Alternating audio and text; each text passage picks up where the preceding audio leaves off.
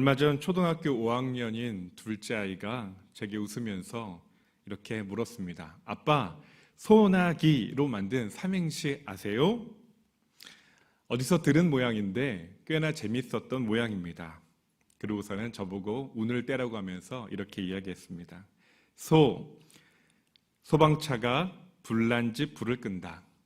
나는 신나게 구경을 했다. 기절했다. 우리 집이었다. 하면서 이렇게 재밌어 하면서 저에게 이야기를 해주었습니다. 이 이야기가, 이 삼행시가 떠올랐습니다.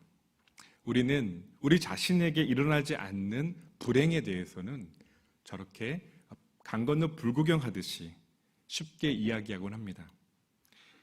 남의 집 불난 광경은 어쩌면 지나가는 사람들의 이목을 끄는 그저 구경거리에 지나지 않을 수 있습니다.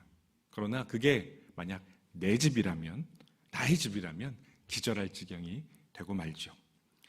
때론 구경하듯 이야기하던 그 공경이, 그 어려움이, 환난이 바로 나에게 직접 닥쳐올 때의 상황은 완전히 달라지게 된다는 것입니다.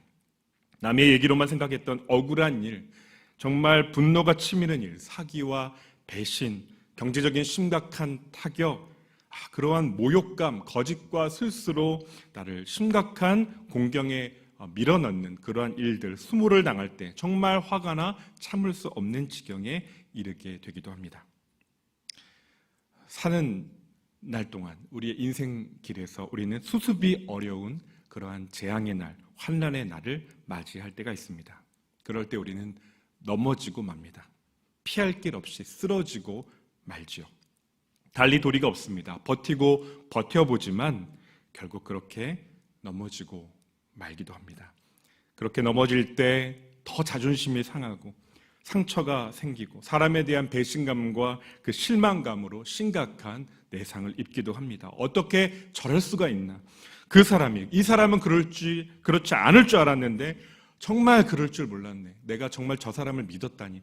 별의별 생각이 다 들고 그 괴로움으로 밤잠을 설치게 되기도 하죠.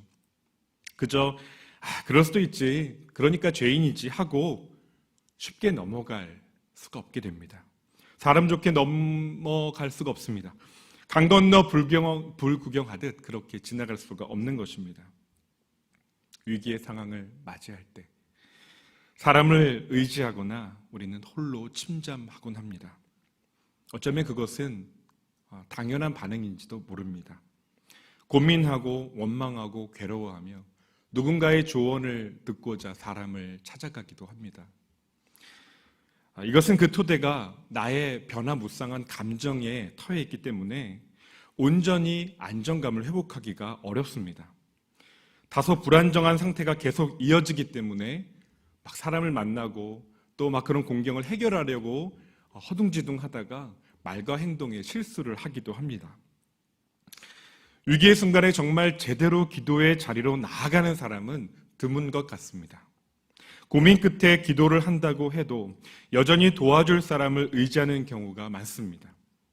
몇 사람, 또 몇 군데 알아보다가 별 도움이 안 되면 어쩔 수 없이 정말 누군가 기도해야지 진심으로 권하는 그 말 한마디가 툭 하고 부딪혀오는 순간에 비로소 정말 그때 기도 외에는 다른 방도가 없구나 싶은 생각이 정말 들 때 그때서야 기도의 자리에 제대로 나아가곤 하죠. 그런 경험들 있으시죠? 그렇습니다. 어쩌면 위기의 상황 속에서 가장 어려운 것은 진실로 오직 하나님만 바라보는 것입니다. 그 하나님만 바라보며 기다리는 것이 어쩌면 가장 어려운 일일 수 있습니다. 그래서 우리에게는 훈련이 필요한 것 같습니다. 거룩한 습관, 기도의 자리로 나아가는 습관이 몸에 완전히 뵐 때까지 훈련하고 또 훈련하는 것입니다. 묵상하다가 이런 생각이 났습니다. 군대에서 매우 중요하게 여기는 훈련 중 하나가 바로 화생방 훈련, 방독면 착용법입니다. 군대 다녀오신 분들 저 장면만 봐도 속이 메스껍고 그 몸에 각인되어 있는 눈물 콧물 쏟았던 그 기억이 나실 겁니다. 방독면 착용법을 훈련을 할 때 각 부위의 명칭을 익히고 동작 하나하나를 나누어서 설명을 합니다. 6개 동작으로 나눠서 6개구령 착용법 기억나시죠? 군대 다녀오신 분들. 처음에 어떻게 합니까? 가스! 하면은 팍 이거를 풀어서 딱 그 머리끈을 양쪽에 잡고 쓸 준비를 하죠. 그리고 써! 하면은 이것을 이제 방독면을 착용을 합니다. 그다음에 검사하면 정화통을 붙잡고 잘 이게 흡착이 되는지, 정화통을 통해서 공기가 들어오는지 아니면 사이가 벌어져서 그냥 맨 공기가 들어오면 그 가스가 그대로 호흡기에 들어오기 때문에 정화통을 통해서 들어오는지 밀착이 잘 됐는지를 검사시키죠.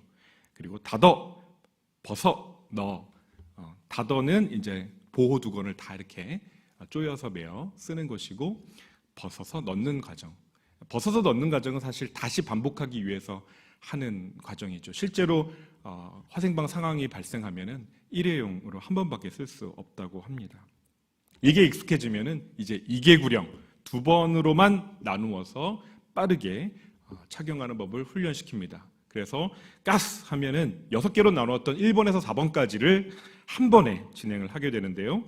이 가스 상황, 방독면을 쓰지 않으면 죽거나 호흡기에 치명상을 입기 때문에 제대로 쓰는 것, 이것이 완벽하게 숙달될 때까지 수십 번을 연습을 시키고 9초 만에 이것을 완료할 때까지 반복 숙달을 시킵니다.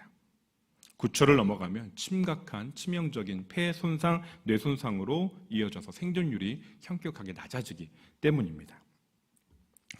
기도는 영혼의 호흡이라고 하죠. 가스! 위기 상황에 외치는, 주변에 알리는 알람 소리입니다. 경계하는 소리입니다. 가스 상황, 위기 상황이 닥쳐왔을 때, 재난의 상황이 닥쳐왔을 때 우리 영혼의 방독면을 착용하고 기도에 나아가는, 기도의 자리에 나아가는 그 연습을 부단히 해야 합니다. 기도의 자리에 꾸준히 정기적으로 나아가는 습관, 이 습관을 기르는 성도는 위기의 상황에 닥치면 가스 하면 마치 방독면을 잽싸게 열어서 습관대로 쓰듯이 위기의 상황에 가장 먼저 영혼의 방독면, 기도의 자리에 나아갈 수 있게 되는 것이죠. 1절, 2절 말씀입니다. 여호와 내 하나님이여 내가 주께 피하오니 나를 쫓아오는 모든 자들에게서 나를 구원하여 내소서. 건져낼 자가 없으면 그들이 사자같이 나를 찢고 뜯을까 하나이다. 대적의 공박이 만만치 않습니다. 사자처럼 뜯으려고 이빨을 으르렁거리며 달려오는 그런 위경 중의 위경 상황, 위기 상황에 마주해 있습니다. 이 재앙의 날에 소망의 씨앗을 품고 눈물과 한숨을 하나님께 드리는 것, 영혼의 중심의 닷을 하나님께 내리는 것, 그 닻을 하나님께 내리고 기도하는 것, 그 억울함과 분노를 하나님께 쏟아 놓는 것.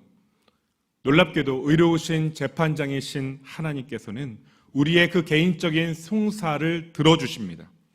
세상 법정에서는 너무나 벽이 높습니다. 송사 그 공판이 잡히기까지 시일이 많이 걸리고 절차도 많이 단계를 거쳐야 됩니다. 변호사를 선임하고 하는데 시간과 재정이 많이 듭니다.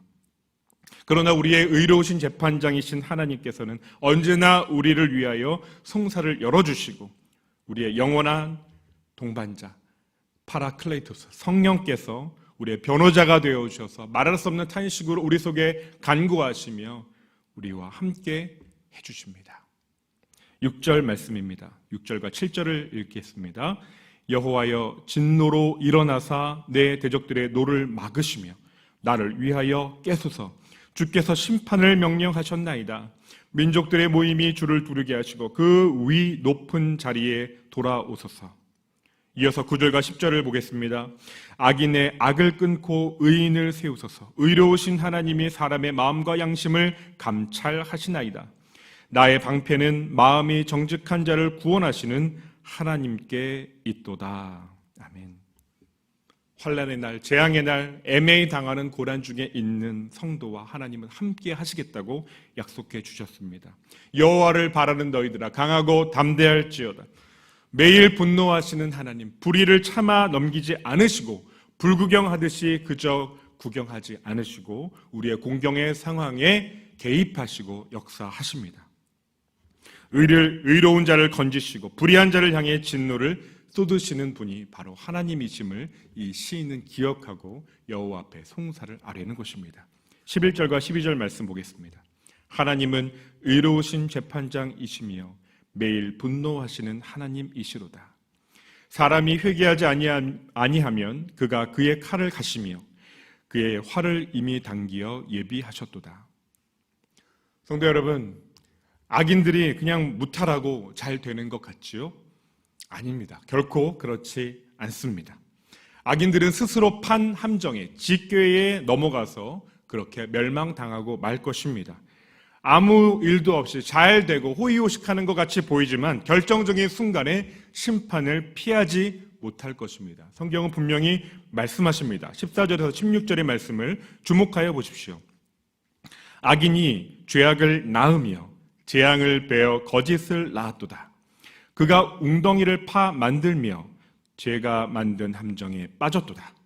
그의 재앙은 자기 머리로 돌아가고 그의 포악은 자기 정수리에 내리리로다. 아멘.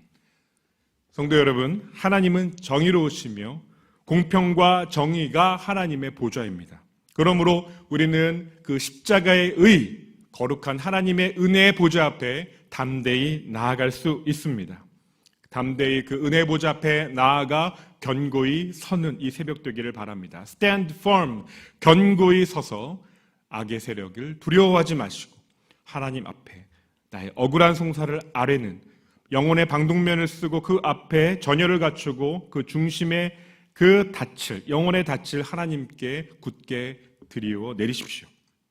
지금 당면한 폭풍의 바다를 마침내 통과하고 그 소원의 항구로 인도하시는 그 하나님의 자비와 긍휼을 경험하게 될 줄 믿습니다. 거세게 굽이치는 여울목을 지나 마침내 너른 하류로, 그 강의 대해를 향하는 하류로 나아가 마침내 광활한 그 대해에 이르게 될 것입니다. 평강과 자유함, 유쾌케 되는 날이 곧 오게 될 것입니다. 그러므로 성도의 송사의 끝은 분노와 탄식, 절망과 한숨이 아니라 의와 평강을 주시는 전능하시고 자비로우신 하나님을 향한 감사와 찬양인 것입니다. 마지막 절 17절입니다. 내가 여호와께 그의 의를 따라 감사하며 지존하신 여호와의 이름을 찬양하리로다. 아멘. 성도 여러분, 넘어지고 쓰러지고 그렇게 자빠지는 것, 그런 것은 아픈 일입니다. 괴로운 일입니다. 통증이 있습니다. 괴롭습니다. 일반적으로 그건 좋은 일이 아닙니다. 아프고 고통스럽고 좌절과 후회, 절망감을 주기 때문입니다. 그러나 넘어질 때 좋은 넘어짐, 쓰러짐이 있습니다. 그것은 우리가 넘어질 때 무릎으로 넘어지는 것입니다. 아침에 한 선배 목사님으로부터 카톡으로 이러한 사진 한 장, 그림 파일을 하나 받았습니다.